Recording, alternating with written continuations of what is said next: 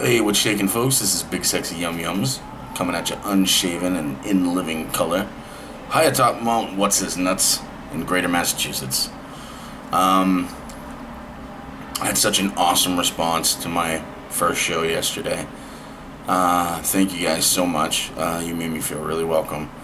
And looks like this is going to be something that's going to be very cool for me personally. Hopefully for you guys too. Today I wanted to talk about something that I was thinking about all last night after getting all the feedback and everything and all the positive reviews and all the kind words from everybody. I had this,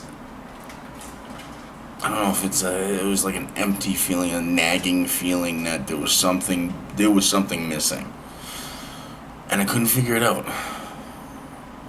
Took me a while, and then I realized that there were certain people that I really wish that I could have heard from after doing something like this. People that are no longer here, that I wish were around still. And so I came up with, maybe we could talk about personal loss, loved ones passing, and dealing with that, and the situations that it puts you in, and the feelings that you go through. When I was younger, in my preteens, I never really understood it. I knew what it meant. I knew that people died, and we went to funerals and wakes and things like that. But it was never somebody that I was personally close to. So I understood it, but it didn't really affect me for more than like, oh boy, we're going for a car ride and we're going to see people we haven't seen in a long time. And then maybe get ice cream. But as I got older, my first real dealings with the loss of a good friend was a friend of mine who must have been around 22, 23. Her name was Gina. She's a really, really cool girl. She had a lot of depression problems, and she was constantly doubting herself, and what was important to her wasn't important to other people. And she was, how people always tell you, you can't be friends with a girl without having feelings for them. Like, there's always a sexual tension. They say guys and girls can't be friends without that sexual tension. That was not the case with Gina. And it wasn't because that she wasn't beautiful. She was a beautiful girl, inside and out. But the second that we met, we just knew we clicked. We had it. We were friends. We were good. And we used to hang out a lot. And we used to talk a lot. And she overdosed one night. And it was hard to deal with. It was hard to understand. It made me feel all kinds of different things. I was mad, I was sad, I was upset. I wanted to drive. I wanted to get away from everything. I wanted a hug. I didn't know what to do. I wanted to cry. And part of what broke me up most was she called me the night that she did it, wanting to talk, and I couldn't talk to her because we had cousins from out of town come down, and they were hanging out with the family and playing cards, and we didn't get to do that often, so I told her I'd call her back, and I never really got the chance. the next day, the very next morning, I got a call from another good friend of mine, telling me that she had overdosed and to meet up at the apartment. And when we got there, there was about 5 or 6 of us, and all we could do was just stand outside and smoke cigarettes and try to figure out what the hell was going on and why. But she was a very, very sad girl. And although I definitely do not condone suicide, I understand her pain. She had a lot of physical problems. She was in constant pain all the time. I just never thought that it would get like that. But it did, and it was hard to come back from that because she was a very special person.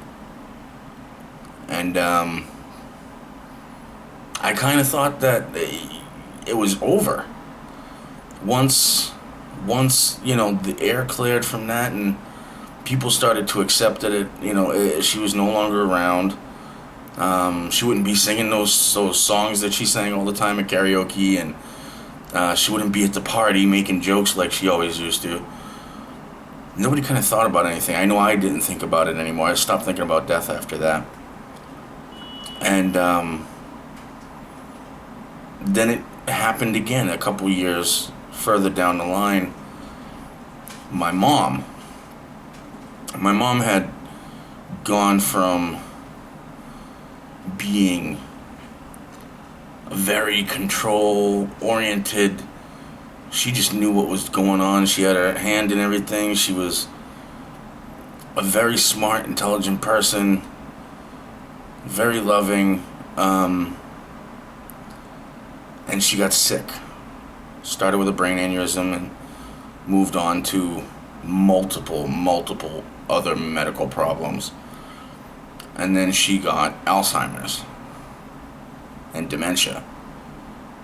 And she went from being this vibrant, intelligent person whom I just adored to somebody that didn't even know who I was half the time. And that was hard. For years, I helped my dad take care of her. I felt bad for him. It was so hard on him. They were married for 53 years. But to watch her decline was difficult. Like, I was so upset. This is a strong word, but I hated her for such a long time, because now our strong little family was just on the rocks. Like, nobody knew what to do. My dad had no idea how to do a budget. I was running the streets. I was, doing stupid shit myself, trying to be a badass and not realizing that, I was needed more at home than anything. And I was never good with emotions. I internalized everything. And that was like my biggest downfall, because she ended up passing a year later. And I felt I had already said goodbye to her, because it had been going on for years. So I felt worse for my dad than I did for myself and the rest of the family. But I also felt kind of relieved that there was not the burden there anymore on my dad's shoulders. Now he, I didn't think how he thought. I said, oh, this, at least she's not in pain anymore, and at least my dad can move on, and he can be himself again. That's wrong. he he just like lost who he was. I didn't realize how much she meant to him because I wasn't thinking like him. But 53 years together, he was lost without her. You know, I tried to pick up his spirits and stuff, and he started to get there, and then his health went downhill, and he died a year later from medical problems, kidney failure and heart failure. And he was like one of my best friends. You know, everybody that knew my dad, he was hot shit. He was a jokester. He was 5'2", little ball of dynamite. The guy was a workaholic his whole life. When he retired, he would still go paint somebody's apartment or lay their floor or do something just because he couldn't sit still. He had to work. He'd been working since he was like 12 years old. And so when I lost him, I felt like I lost my best friend. And I didn't know how to deal with that because the year before I just lost my mom. I still really hadn't grieved over that. So I started thinking, okay, I gotta be here for the rest of my family and try to keep up a strong face, internalize all those problems, you know, because that's what I do. And just made me feel worse. So within that year, thinking that, okay, now I might have a chance to go through this in my head, this dealing with death. My best friend of over 20 years, whom I considered to be a brother, he died of heart disease. Same age as me. Kid was in good shape, active, just a great big heart. Just everybody loved him.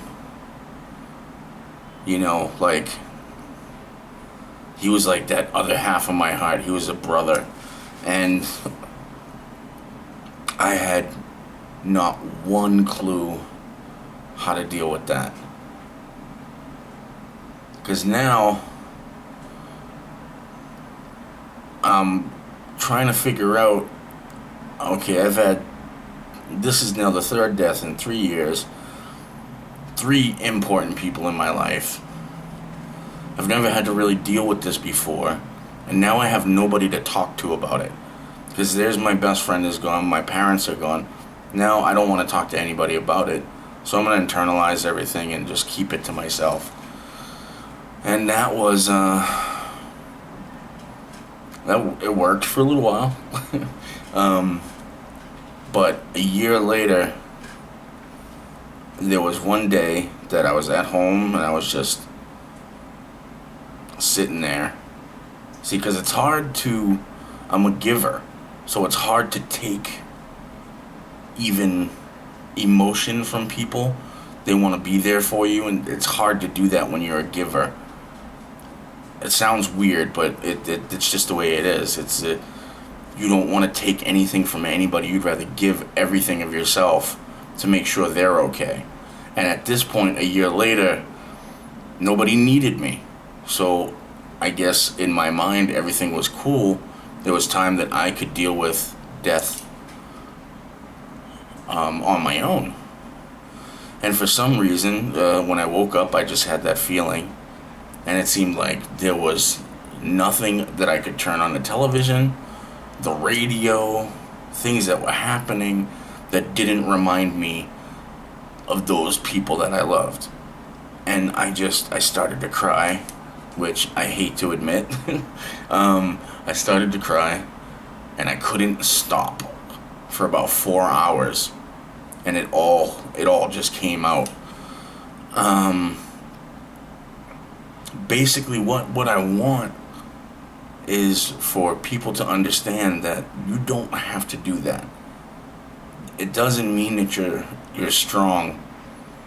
internalizing your emotions, I didn't realize until I got a little older, was just destroying myself from the inside out. You need your friends. You need people to lean on. Even the strongest warrior needs somebody to help him at some time defeat a foe. You need your people. You need the people around you that love you and care about you. Let them love you. It's not weak. It actually makes you stronger as a person, and in your heart. And one of the other people that had passed after Gina that I didn't mention, I said something about him in my first video, which is going to be probably in every video because it reminds me of him. Remember not to let your meatloaf. He was a really good friend. I worked with him very long time, great guy, but he just kind of gave up on himself. He was a lot bigger than I am, and it destroyed everybody around him. Everybody misses him so much. These people, I think about these people every day. Every day. And they're always going to be in my heart, just like they'll be in everybody else's heart. They've touched so many people in good ways. But please, take it from me. Let your friends be there for you. If anything, if you're the type of person that I have been, let your guard down. With your friends, let your guard down. Just, see where it takes you. And I promise you it's not going to be a bad place. It just shows that you're human. And you have a heart. And you care about your friends. And your friends care about you. So, learn from my mistake. Don't internalize everything. It doesn't make you stronger. It makes you weaker. And hopefully you won't have to go the same route that I went. And I'm sorry that this is such a long video. I just had a lot to say. I promise the next video will be bright and cheery and probably something funny. But I'm going to end it now before you guys get too bored and unsubscribe.